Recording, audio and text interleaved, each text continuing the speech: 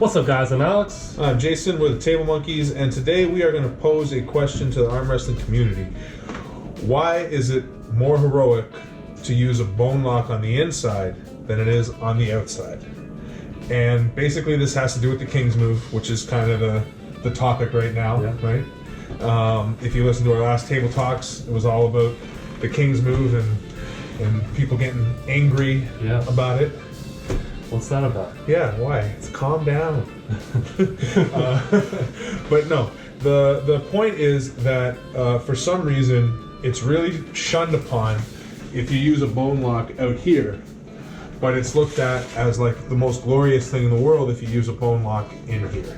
Yeah. And we want to know why. We want to present the two examples, and not to make jokes, but just in all honesty, Engin Terzi points out the idea that it's a desperation move, and our argument is that this is just as much a desperation move as this. Yeah. It's just in a different place, right? You're just giving up different things. Yeah, exactly. But you are doing whatever you can to win and putting your body on the line. Yeah, you're risking injury in both positions, right? They're both positions you probably don't want to be in. And you're riding the line of the rules. When you're doing this, you're really questioning whether or not you're crossing the center of the table.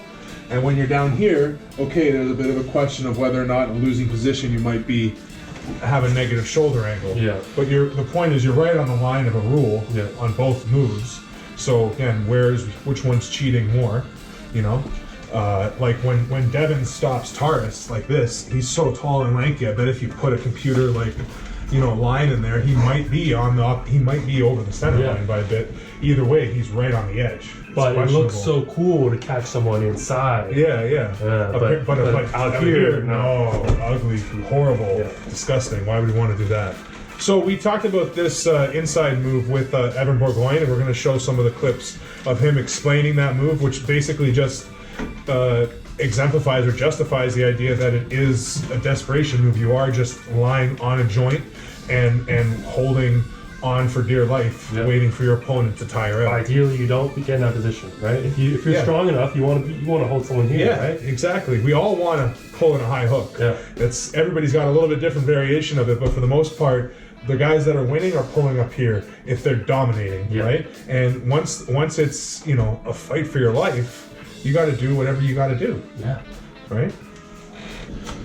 Okay, so we're just going to quickly demo the King's Move and show you that it doesn't actually just rely on joint locks. There's a lot of technique involved, and there's a lot of constant pressure that you need to maintain in your hand, especially for you to hold your opponent. Yeah, and it may appear as if it's a move where people just, as Alex said, just kind of dive back and fall onto a bone lock. But that's not actually what's happening. Some people like Michael Todd and like Crazy George, their elbow, yes, it does not open completely. Bob Brown, same thing. And yes, they are using some of that to their advantage, but the move can be done without that. And they have a lot of other parts of their structure of their hand that they have to maintain to keep that move working. If they lose their hand, then this lock here isn't going to matter. As soon as their hand's in a bad position, it feels like their arm's going to break and they go like this. Yeah. And who are you to tell Michael Todd or Bob Brown that they can't arm wrestle anymore because they can't pull inside anymore? Yeah. It's ridiculous. Like what if when Michael Jordan started doing a fadeaway because he couldn't jump over everybody anymore, they were like, you know what? No, you should just stop playing basketball.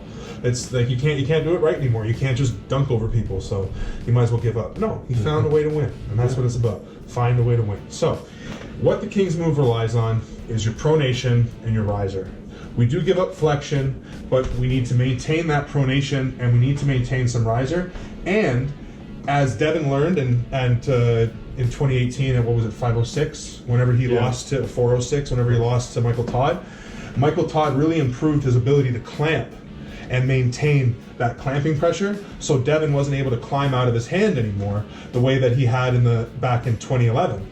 And so there's 3 different pressures you have to maintain in your hand to hold that King's Move. Yes, he might be sitting on a bit of a bone lock in his elbow, but if he loses his hand at all, if Devin's able to climb out of his hand, it's over. Yep. So that is a lot of technique and a lot of hand control for a move that you want to tell me is just sitting and resting. And now for somebody newer like myself, when I get out here on a King's Move, I have to maintain this brachialis pressure, my up pressure, at a hard rate, and I have to maintain my drag hard to make this lock happen. And where the lock happens is in the strap and in the hand. That's what the opponent feels that they don't want to push through. They don't feel it in their arm. You feel it in your hand. Yeah. Immediately when you drop roll the table, the strap just tightens on the back of my wrist, and I can feel my wrist just cracking back. Yeah. And if I push into it, it just gets worse. It just gets worse, exactly. So again, but it's all through the hand. So the King's move is 100% a hand control move. And yes, maybe there is some desperation that you've given up so much of the rest of fundamentals that you're only relying on this one thing not to fail. But if that's your lane to victory, like, what's wrong with that? It's no different than Jerry sets up for his press. If he doesn't, like when he went against Devin, as soon as Devin hooked him in and he couldn't get to his press, that's it. The move's over. He's got nothing. But because he's coming inside, it's more glorious. We don't agree. No. So the inside. The inside King's move, yes. So we're gonna let Evan kind of explain this because he did a good job of explaining it when we were talking to him at PAL. So we're gonna cut to that clip right now, and then we'll just come back and kind of summarize what we believe, how we believe it works. It's just side pressure.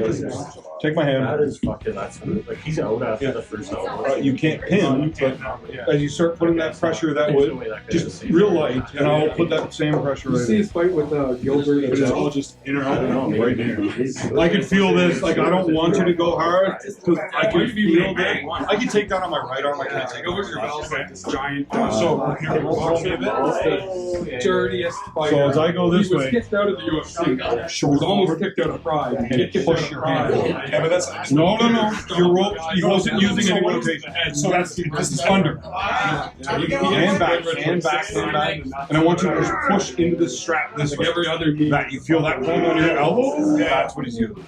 Okay. So same way that Devin held it. So the same way when Devin had the Superman. Same thing. So you take the hand and it's here. And he's and then he holds and he holds and he holds and he feels it burn out and then you see him scream. And it's just straight sideways, and it's all off this inner elbow ligament. It's a terrible way to pull. So the inside version probably relies on joint lock even more so than the King's move. And way less hand. Way less hand and probably more dangerous. It possibly could be, definitely possibly more dangerous.